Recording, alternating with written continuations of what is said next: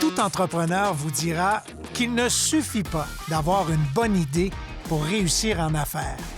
Il vous faudra beaucoup de travail, de volonté, de patience, de résilience, une bonne dose de ténacité et par-dessus tout, beaucoup, voire énormément de détermination.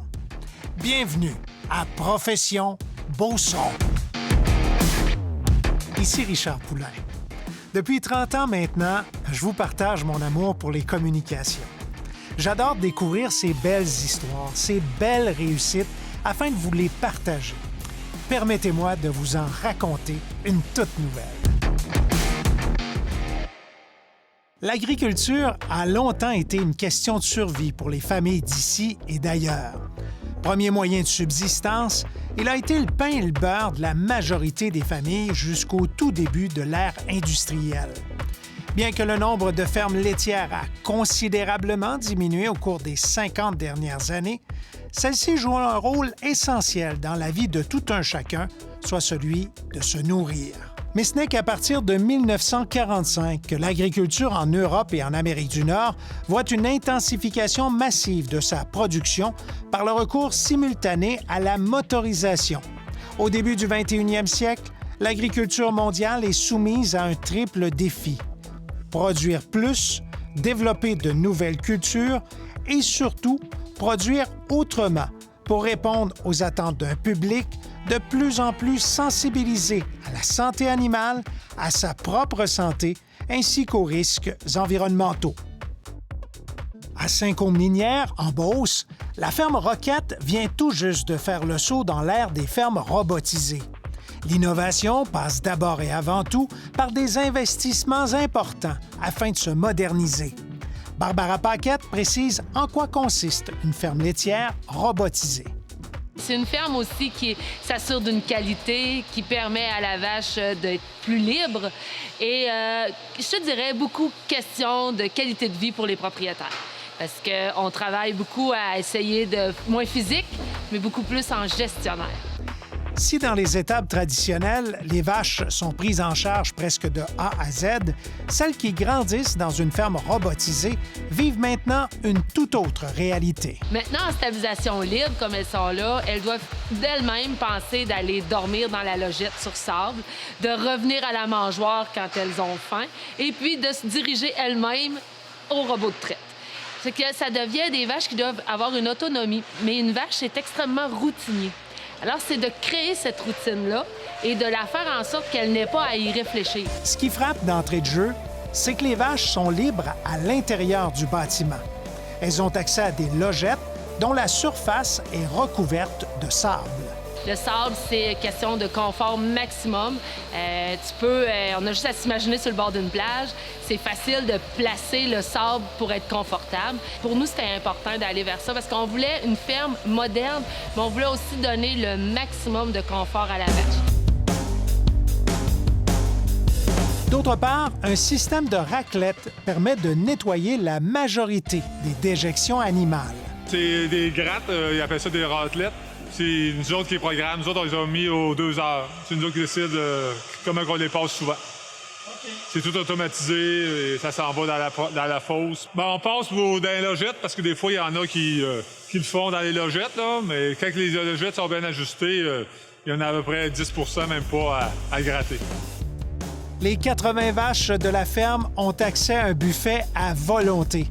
Plusieurs fois par jour, un mélangeur distribue une ration totale mélangée, composée notamment de balles rondes et de maïs d'ensilage. Autre avancée technologique, un robot vient remélanger la nourriture déposée au sol afin de s'assurer de la bonne alimentation des bêtes. Lui, il va passer une fois à toutes les heures. Que lui se promène, il évite que les vaches aient toujours à baver dans la même nourriture. Il le repousse. Fait que c'est toujours comme mélangé, c'est toujours frais. Ça donne une meilleure appétence à ce qu'ils ont devant eux. Toutefois, c'est le robot de traite et toutes les informations qui sont obtenues par l'ordinateur qui jouent un rôle majeur dans cette ferme du 21e siècle. Le robot, premièrement, il y a un sensor dans le cou de la vache puis il l'identifie. Après que le senseur ait identifié la vache, lui, il dit, bon, toi, t'es rendu à tant d'heures, t'es prête à être traite. Fait qu'il ferme les portes en avant, en arrière. Et puis là, il y a une brosse qui va aller laver les trayons, qui va assécher les trayons. La treilleuse va être posée. Et puis, lui, il va être capable de donner tant de traites. Il va prendre aussi la température du lait pour savoir si elle n'a pas de maladie, si elle se sent bien, tout ça. Grâce au système informatisé, il est maintenant possible de colliger de nombreuses données.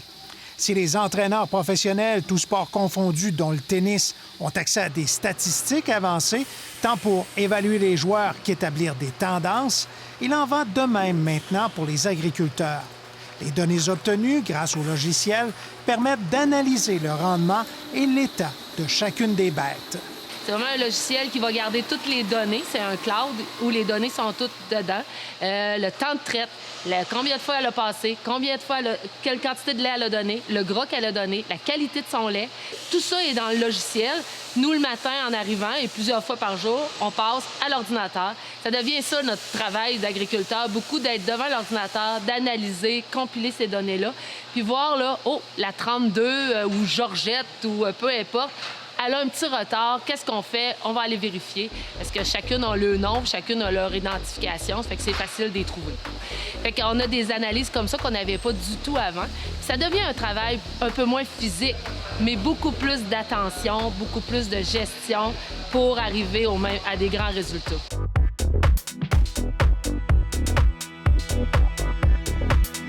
Les plus âgés, on parle de vaches de 3 ans, 4 ans. Ceux-là, c'est un petit peu plus difficile parce que ça fait longtemps qu'ils sont dorlotés par l'humain. Fait que là, ils doivent retrouver un côté autonome. Elles, c'est pas encore complet. On les laisse aller le plus longtemps possible entre les traites. Et puis, lorsqu'à un moment donné, on voit qu'il y a trop de temps entre les deux traites, on va les diriger vers le robot de traite. Dans ce type de ferme, l'objectif est de traire une vache plus de 3 fois par jour. Si on attire l'animal au robot de traite avec une moulée très appétante, l'intervention humaine sera nécessaire pour celles qui omettent de se faire traire régulièrement. On va les chercher. Okay. On lit sur notre téléphone ou sur l'ordinateur les vaches en retard. Puis quand ils vont dépasser 14-15 heures, au début, on les laisse faire, mais après ça, on va les chercher pour les habituer à y aller plus souvent. Pour optimiser ce nouveau bâtiment, la ferme Roquette a implanté un nouveau système de gestion. Celui-ci permet le contrôle de différents éléments et améliore l'environnement des animaux. Dans le fond, c'est un programme de contrôle qui va nous permettre de faciliter notre vie. Dans cette étape-ci, il va contrôler la ventilation, il va contrôler le système de fumier, puis les vis de moulée au-dessus des robots. Oui, ça nous permet d'avoir des barèmes plus fixes. Dans le fond, la ventilation, elle sait qu'à certains stades à certains degrés, elle va partir. Les toiles, les fans, tout est ajusté en fonction du degré qu'on vise, 6 degrés dans l'étable, dans le fond. Si on vise maintenir le mercure à 6 degrés en hiver, le système permet d'assurer une température agréable pour les animaux en été afin d'éviter qu'elles ne subissent un stress thermique. Ce type de stress peut entraîner des problèmes pulmonaires, une chute de production, en plus d'avoir un impact sur la reproduction. Théoriquement, c'est le même objectif, mais on sait que c'est inaccessible. On va essayer de faire une plus grande ventilation possible pour avoir une air agréable dans les vaches, pour qu'il y ait un courant d'air. Pour pas qu'ils sentent le 30 degrés, mettons, qu'ils peuvent faire à l'extérieur. L'un des grands avantages du système est de pouvoir contrôler l'environnement à distance. Tout se gère sur nos cellulaires, c'est que si on veut ajuster n'importe quoi, on est capable de l'ajuster. Aussi, il y a une station météo, c'est que si on n'est pas alerte, mais puis qui réalise qu'il y a des vents violents qui rentrent dans la bâtisse, il va fermer ses toiles et va ajuster sa température en fonction de ça. Je peux contrôler les lumières, je peux contrôler le système de raclette. Si je décide que je veux qu'il parte en ce moment, que je veux qu'il arrête, je peux l'arrêter. Je peux faire partir des sections de fans, je peux faire partir mes vis à mouler, je peux pas mal tout ce qui est contrôlé par le Maximus, je peux le contrôler de mon cellulaire. Nous, on voulait ce qu'on appelle une étable à ventilation naturelle. Ça veut dire qu'on l'a orienté dans les vents dominants. Et puis, avec Maximus, qui contrôle tout ce qui est ventilation dans l'étable, ces murs-là, c'est des toiles qui se roulent. Fait que lorsque Maximus détecte telle chaleur, lui, il va les rouler pour faire une ventilation qu'on appelle naturelle, c'est les vents. Ajoutez à ça les fans que vous voyez aussi en haut. Là. Mais l'été ou le printemps très tôt, quand il va faire beau, ces murs-là vont se lever et on devient comme en plein air. Et c'est vraiment ce qu'on appelle des ventilations naturelles. Plusieurs caméras ont été installées afin de surveiller les animaux. Oui, c'est vraiment le fun parce que tu peux être de la maison pour tout gérer puis superviser ton étable sans vraiment être là physiquement. En plus d'ajouter à la performance et au rendement, la ferme robotisée permet de sauver de précieuses heures de travail et beaucoup d'énergie. Moi, je pense qu'on peut sauver 1 à 2 heures par jour facilement juste avec ça. T'as pas le tracas de penser de faire ton écurage, t'as pas le tracas de penser de fermer tes lumières, d'allumer tes lumières, de gérer ta ventilation, tout ça fait tout seul. C'est beaucoup moins physique, l'ouvrage, là. Parce qu'on lit sur l'ordinateur qu'est-ce qu'il y a à faire, puis aller chercher une vache, c'est pas dur, c'est beaucoup moins dur que faire la traite au complet, puis l'écurage, parce que des fois, il y en a des malades, là, puis c'est sûr, l'ordinateur nous dit, là, le robot nous dit, si la température du lait est élevée, il dit de la checker, si sa rumination rumine moins, faut-tu la checker, puis c'est tout le robot qui nous dit ça. Déjà, on apprécie les différents avantages que procure le nouvel établissement. Toutefois, c'est dans quelques mois que l'on pourra véritablement percevoir les impacts de ce projet. On parle après 6 mois. 6 mois, là, on commence à avoir des bons gains si la gestion est bien faite puis si la personne prend le temps d'analyser les données. Parce qu'un ordinateur, ça peut te fournir tellement de choses, mais si tu ne prends pas le temps de t'asseoir devant, d'analyser tout ça, ça vaut rien. Toutes ces améliorations cadrent dans la notion du bien-être animal qui permet de répondre aux demandes des consommateurs canadiens. Quand on parle de bien-être animal, c'est ça. On parle d'une vache qui peut marcher, qui peut avoir accès à de l'eau potable en tout temps, qui n'aura pas de blessures au niveau des jarrets, qui n'aura pas de blessures au niveau du cou, qui va être libre, qui ne sera pas attaché, qui va avoir accès à de la nourriture. C'est ça le bien-être animal.